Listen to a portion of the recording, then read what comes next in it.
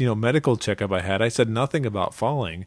And so now I'm like really concerned about why that's in my chart. And so maybe I'm next to go down. Maybe they just think you're drunk a lot.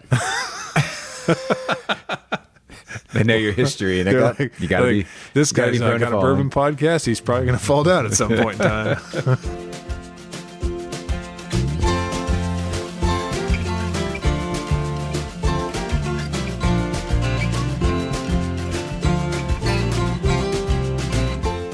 Hello, everyone, and welcome to episode 52 of The Mashup, the best bourbon conversation you're going to hear all week long. We're your hosts, Michael, Anthony, and Steven. Hey, guys. I never thought I'd see the day that Steven would give that up. Look at that. Look at that. He has given up creative control of the intro. You know what, Michael? Next week, prepare yourself. Why? You're doing the intro next week. Oh, that's going to be dynamic. I mean, I'm a little nervous. You guys think I did okay? I mean, I'm glad you didn't screw it up because now I'll get a chance, because if you had screwed it up, he'd never let anybody else do it again. That was a good first take, too. That was. There was no practicing. I just knocked it right out. It was like I was born ready to do this. Yeah. And you just didn't know it. But I will say this. I have to give you a big shout out because from weeks and weeks and weeks and months of watching you do this, it just, was a rehearsal type of thing. So you didn't do the Mrs. Doubtfire intro at all. I didn't. No. I don't know if I could get it. Hello. Okay, I don't think it's as hard as he sure makes it out to be every week, Just got to get yourself mentally prepared. So I will say this. I know you guys got this kind of going back and forth where you're, talking about things that are happening in your lives. And Steven told me, and I didn't even know about this, but he said something about you falling. Oh, yeah. And I instantly thought, because my wife recently fell and hurt her arm. And so I was concerned, but I was also thinking there's got to be something funny because it's you, Well, I mean, anytime you fall, that's like, to me, that's like the first step towards becoming an old man, Well, besides the canner and then the falling, Yeah. When people fall, that's just like the old person thing to do. So I was at Kroger the other day, picking up some groceries, and I had one of those carts, like the little carts that are on wheels. They're not the full size carts; they're like the double decker. Yeah, it's like two baskets, basically. Yeah, so I pick up one inside, and I noticed the back wheels not spinning on it. And I'm like, that's whatever. Like, I'm just running in. I'm gonna push this thing through this polished concrete floor. It's not a big deal. Like, I'll grab the stuff and head on out, right? So head on out, grabbed all the stuff, and still the wheels actually started spinning a little bit. So I was like, all right, we got this thing fixed. Well, then I get into the parking lot, and like it's not turning, that wheel's not. And so I'm leaning forward, trying to get this thing going, and it just decides it's going to stop, this cart. And I mean, I think I had 3 12-packs, like a Coke and Diet Coke and all that kind of stuff. No seltzers. No seltzers. But there were cans, and then I had 3 2-liters, and that's all I had. So like, it was drinks. Like, that was all I had. So I mean, the cart hits the ground. There's cans rolling. I'm rolling. There are. I lose my glasses, which is again another old man looking thing. That you can't find your glasses. Yeah. You're rolling. And, at that point, when you're in the parking lot and you fall like that, you just gotta go with it, right? Like, you can't just like try to pop back up. Like nobody saw you. Everybody saw you. Did anybody stop and say anything? No one said anything. There was somebody in a handicapped car, but they didn't look like they were. I don't know. They probably fell just a minute ago too. So they let go, and they're like, "Oh, I can't help him." I just roll, like just sell it now. Like, at this point, you just. So that I kind of pick myself up. Can't get the cart back up. I just left the cart right in the middle of the aisle too. I didn't care. Like, I'm not pushing this thing again. Like, no more. Go chase one of my 2-liters from under somebody's car. Oh my God! So it was those kind of experiences are when I live in an area where I know a lot of people. So like I was convinced that Monday I was going to come to work and somebody's going to say, "Oh, I saw you fall in the parking lot at Kroger the other day." You were like, "Hey, why didn't you help me? Why are you just talking to me about it now, huh?" Yeah, right. Like, Yeah. But, it's just, I mean, falls are funny, so you got to just kind of. Well, it's interesting. That's funny that you were talking about being an old man and falling, which isn't funny, by the way, but I was, I told you guys way back, I had a surgery in the summer. And so I was going through my medical record, and they added randomly, like after one of the visits, prone to falls. like high risk for falling. And I was like, what is this? And Yeah, so bad I think balance or somebody something. just thought it was funny and they just decided to add it to my chart because nowhere in the last, medical checkup I had, I said nothing about falling. And so now I'm like really concerned about why that's in my chart. And so maybe I'm next to go down. Maybe they just think you're drunk a lot. They know your history, and you got to be. This guy's got a bourbon podcast. He's probably going to fall down at some point in time. There's a good chance. Yeah, it was just bizarro. But anyway, well, I'm glad you're okay, man. Oh, You're with yeah. us here tonight. My hip hurts. Again, that's another old man sound right there. Did you get but any my hip discoloration? hurts. Yeah, No, I bruising. got a scratch on my knee. You know, Did you I consider? couldn't open the 2 liters for a couple hours. Oh, so Did you consider suing Kroger? Like, I'm going to go get that footage I thought about it. and sue them for I that thought faulty about cart. for that cart. Yeah, But it's kind of like one of those things. They'd be like, "Well, why'd you take the cart that yeah. you saw that the wheel didn't spin and you continued to use it?" So, You could have got your tools out and maybe worked on it or something like that. If you're really. well, at first I thought it was one of those carts that some of these grocery stores around here got the ones that lock up when you get too far away from the store, so that people don't take them into the neighborhoods and stuff. So at first I thought, "Oh man, we're one of those Krogers now where where people are taking the carts around," but that wasn't the case. It was just this one. So, Well, have you guys ever seen anybody use the shopping carts for like a bowling extravaganza? Only online. Like a human bowling extravaganza? I mean, this No. is perfect. So I went to OU one year, Ohio University, and there was something called Oak Fest and Palmer Fest. And so I had never been down to visit my buddies before, and I know what to expect because, OU is a big party school. And as soon as I get there, I'm not even there for like 20 minutes. They have a mascot hit, like the Bobcat mascot hit, and they're putting it on people at the top of the street, putting them in a shopping cart, running them downhill into like standing water with kegs stacked up, like human bowling. And they would like fly out of the cart, and I'm like, someone's going to die over here with the mascot head on, and I'm going to be witness to this. But it was like, so that's why they locked the shopping carts, I bet, because of the crazy people at OU, playing. I think the ones around here are the ones that on UK's campus, probably for the same reason. Yeah, that's fun though. Maybe we should have a mashup, keg bowling or bourbon bowling or something, right? Well, I mean, Stephen Street here would be perfect. Oh, nice. Downhill. Yeah, right. Down Maybe next Halloween. into the cul-de-sac. Yeah. There you go. Good ideas. See, we got good ideas. Before we get started tonight, we have a couple things to say. It's shout out time. Shout out time. Shout out time. I like this. I'm getting to like this part. So this week we had 4 written reviews. Give it up for Dustin in Value City. Where's Dustin? He's at the furniture store. Value City Furniture. I says Dustin from Value City. I guess he's just There you sitting go. around listening. You know, while it he's could be a working. town or it could be a furniture store. All right. Well, we appreciate you. We're in the market for a new couch. I might go over there. There you go. Ask for Dustin. Yeah, get him some commission.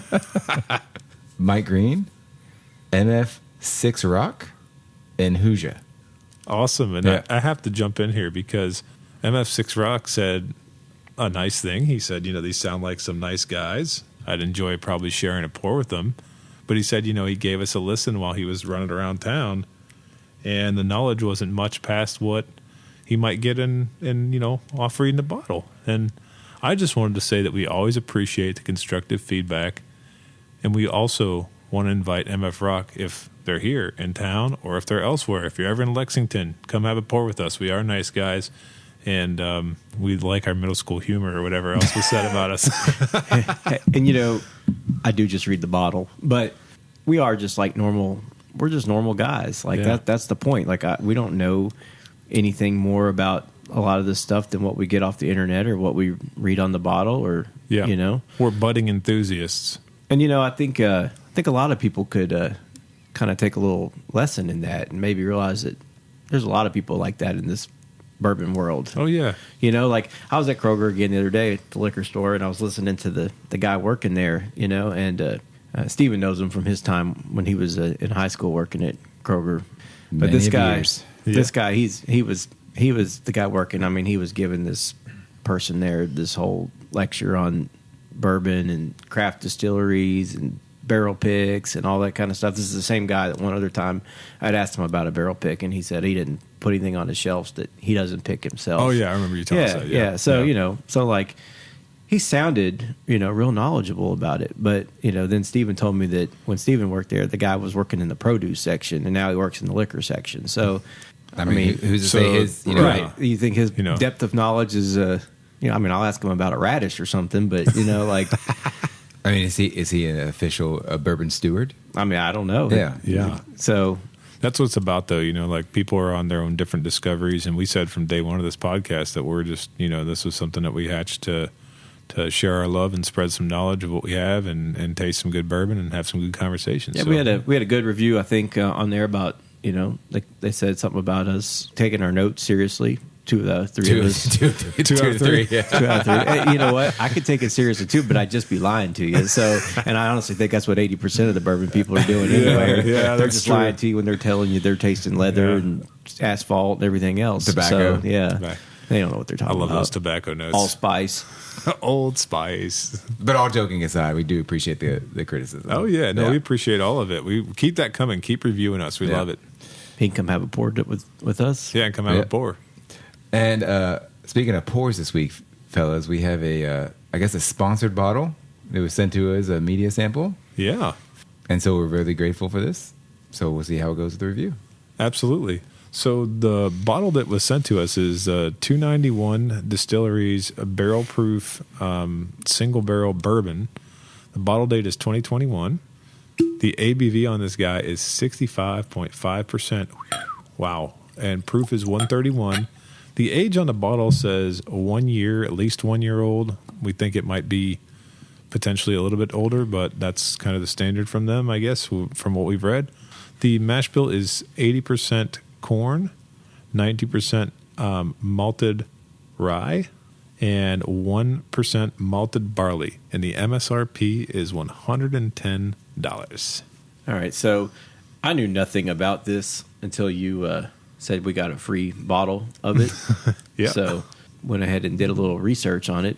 Nice. No, I didn't really do any research, but just kidding. I'd let you guys Michael, do that. there's a label there. There is a label. There's a That's label. right. You could read right out there. Let me tell you though, you look at this label. This label is, I mean, There's a lot going on. there's a lot going on. This guy is without trying it, I can tell you right now, he's like the Michael Phelps of bourbon. Like, I There mean, you look at go. how many medals this thing has won. I feel like you should just put like a rope around the top of the bottle and hang the medals down. Well, it kind It's of looks awesome. like those hipsters guitar cases that put a bunch of stickers on it, It and does. stuff, or people Yeah. that have their laptops and they like to stick stickers on it. Yeah. But so this is a Colorado whiskey. Mm-hmm. So I don't know anything about Colorado other than some Dumb and Dumber references and John Denver. So And some skiing, right? You and gotta there- have yeah, some yeah, skiing. yeah, that's true. Coors Light, is that Colorado? Oh yeah, There you Silver go. Bullet. Coors Light Oh, reference. Yeah. Yeah.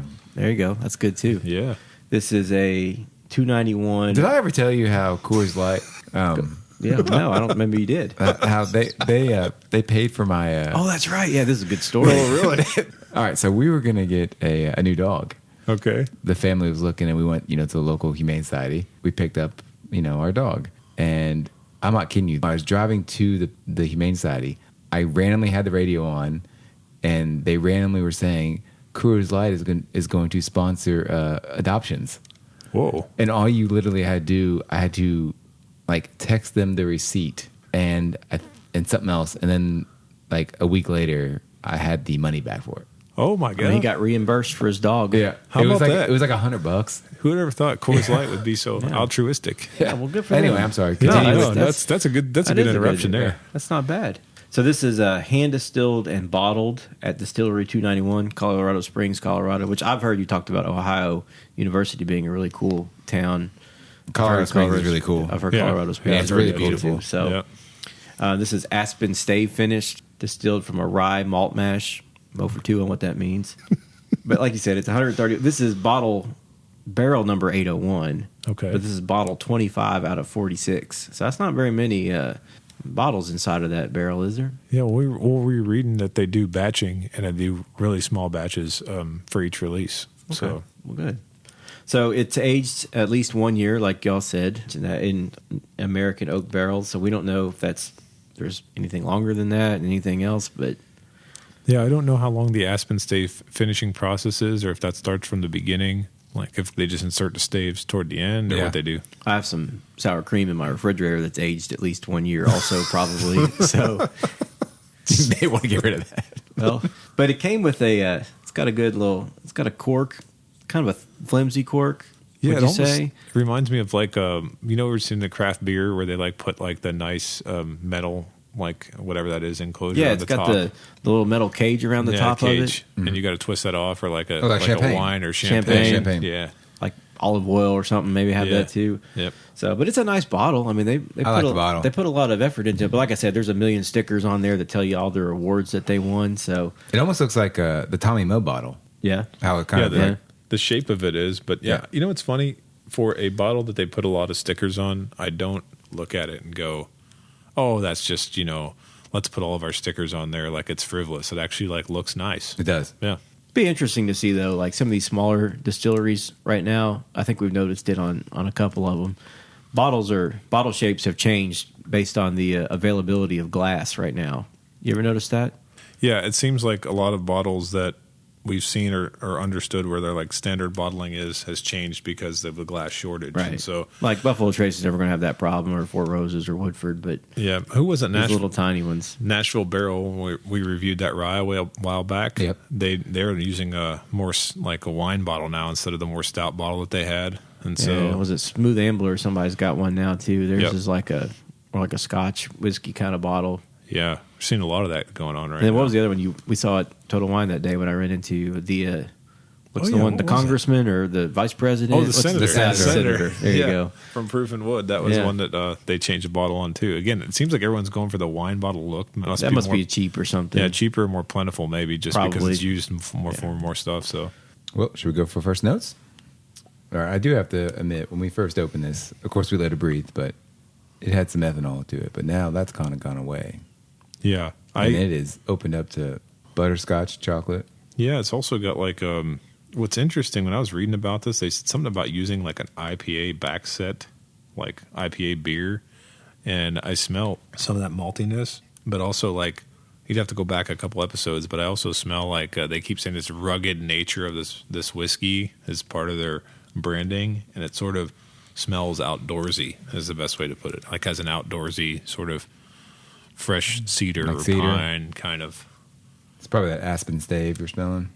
Yeah, not knowing much about it, but on something that's a lot younger, I usually pick up younger and high proof, and pick up like almost like a burnt campfire sort of young wood smell, and I'm not picking that up from this, so that's kind of delightful. It's not very rugged, though, if you're not getting a campfire. Well, I meant like it's a very distinct, a young MGP, for example. I've harped on that before. It's You get just almost pulpiness. it's like a fiery kind of a sawdust, almost like a burnt wood that I'm not smelling with this, which is nice. Well, I get the sawdust, but I don't get much else. So, Oh, you do get that? oh yeah, Huh. yeah, it's Well, see, that's the thing. That's why, again, tasting bourbon can be largely subjective based on your palate and so forth. And so your nose is smelling that tonight.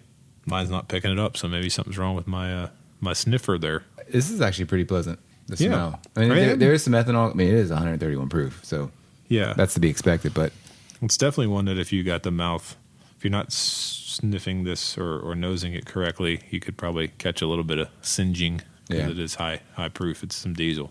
I think I get that young that you're getting, Michael. yeah, it's there. there. It was kind of pungent at first. I could smell it now a little bit, but I mean I can deal with it. Gotcha. I couldn't deal with it at first. All right, let's go for our first taste. This keeps developing. So, the first thing I'll say is if you're looking for your standard Kentucky bourbon flavors, you get a little bit of the caramel. The chocolate, it's almost like a dark chocolate comes over to the palate, for me anyway. But it does not taste anything like your standard Kentucky mash bills. And I would say for good reason, No. because it's not built like your standard Kentucky bourbon. Yeah, it doesn't From have mash bill the to natural limestone water. It's not in our climate. Exactly. Different water source, different grain makeup. They're using all Colorado grains for this. And so it's different, and not necessarily different in a bad way. It's definitely something that I'm not used to. And I think that's kind of, from looking around the table here, everyone's kind of got the same face. Are you picking up any kind of like a pear flavor or anything like that afterwards? I'm picking up a little bit of some kind of fruit. Yeah, there's some sort of fruit, but I am picking up on what Michael nosed was young. Yeah. Yeah, when you're used to, so think about some standard Kentucky shelf bourbons. Most of them are aged between 4 to 7 years old. And they're pretty standard mash bill, certain percentage of corn. You got your wheat or rye, and then you got your malted grains. This is the first time we've had a malted rye, though. Yeah. And the malted rye and I think the corn adds, the 80% corn adds to the sweetness that you're getting, a little bit of sweetness that kind of dissipates quickly. I know a lot of people kind of poo-poo the term smooth, and they're like, well, that's not really a... Yeah. Oh, yeah. You're not allowed to say that. You're not allowed to say that. I don't care. That's, smooth when you taste it, and that's not smooth to me. No, it's definitely... At 131 proof and young, that is not smooth. Yeah. I mean, because we've had 131 proof that is smooth. Yeah. So I was recently taking a little bit of a hiatus from tasting bourbons and things like that, and so this is probably one of the first ones I've had in quite a while, and it definitely punches at 131 proof. There's no disguising that. I can feel it on the back of my throat. Yeah. I don't get the astringency though. Like, sometimes we taste these barrel proof, and it's like really like it sucks everything out of your mouth, right? Like dry. It doesn't. This doesn't do that. And I guess we can't call it a Kentucky hug. We'll call it a Colorado hug. There you go, Colorado hug. It's a pretty long finish. I would take it. And this bottle, I'm amazed. So we'll just say it's aged at a year, and they do it in the smaller barrels, right? Yeah, I think so. I mean, this thing is dark. Oh yeah, the color is very dark. Super dark. Mm-hmm. It's pretty amazing that whatever the process they use, they get it that dark. Is this the first time you guys have seen this? Yeah, I had no idea what it was until... I mean, I saw it online. And the thing that I remember is, and I'm having like a faint memory of maybe 2 years ago, I went to Kroger, and I think I don't think it was this bottle, but I saw $2.91 in there, and I just kind of looked at it and was like, because it was behind the counter. They had 2 different bottles of it. They might still have it, but I think Kroger is the only place in town that actually carries this. Oh, really? Yeah, so that's... But I mean, I wasn't curious enough because of where it was at. It wasn't accessible. It was like behind a counter on a shelf. And I remember thinking, like, I wonder what that is. And then someone's like, oh, it's a new whiskey out of Colorado. And I just kind of was like, okay, well, at that time I was kind of down on craft because I had bought so much stuff that I didn't like that I just didn't even give it a look. So now I'm kind of thinking maybe if I should go back and look and see, it might even be still there and see what that one is. Because I know they make a lot of different whiskeys there. I think they said on their website they do like 11 different variations of whiskey. So, fellas, would you pass, try, or buy on the 291 barrel strength single barrel whiskey? Well, I would pass, probably on a variety of levels. You guys know me and my love for Kentucky bourbon, and not really trying anything outside of that. This did not help anyone else from outside of Kentucky's case, in my opinion. And at 100 and what would we say, 110 or 131, 130? No, the price. Oh, $110. $110. Like, I'm really down. Like you said, down on craft. These craft things are getting ridiculous. Like, I'm not paying $110 for. I don't care where. I don't care if it's made. I don't care if my uncle made it for $110. I'm not paying that for a young bourbon, or whiskey. So yeah. No, I get what you're saying, and I respect that. Like, it's tough because we've always talked about that. When you're competing with the big guys, they do so much volume. They do what they do very well. Then you got startups like this one, which really inspiring story. A guy in the photography, I think in fashion industry, right? That went out west to start this company, and it's been very well received. This is my first time ever trying anything there. I've tried stuff from South Carolina, Ohio, Tennessee. Some of the standard suspects, Texas, and plenty places. of Indiana. Plenty of Indiana. And I'm actually kind of surprised. So maybe it's because I'm getting a little sick of the same old stuff over and over again. And so this one, to me, is good enough for me to say try.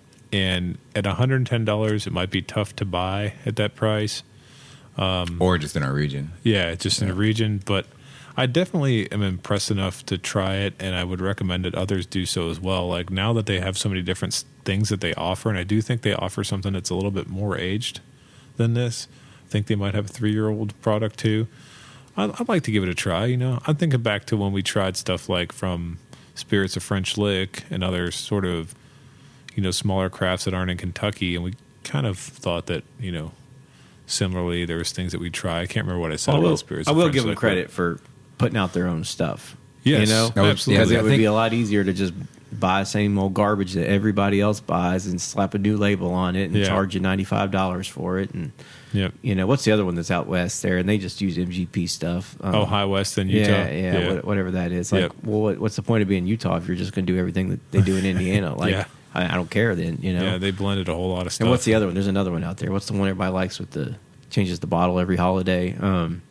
Smoke Wagon in Vegas. Yeah, it's all MGP too. Yeah, so you know, at least these people put their own effort into it. Yeah, and it really, like I said, I mean, I don't buy a story if it's not, but I mean, this is only a year old and it tastes like this. I mean, come on, give me 5-6-year-old stuff like this. I can't imagine what it'd be like. Yeah.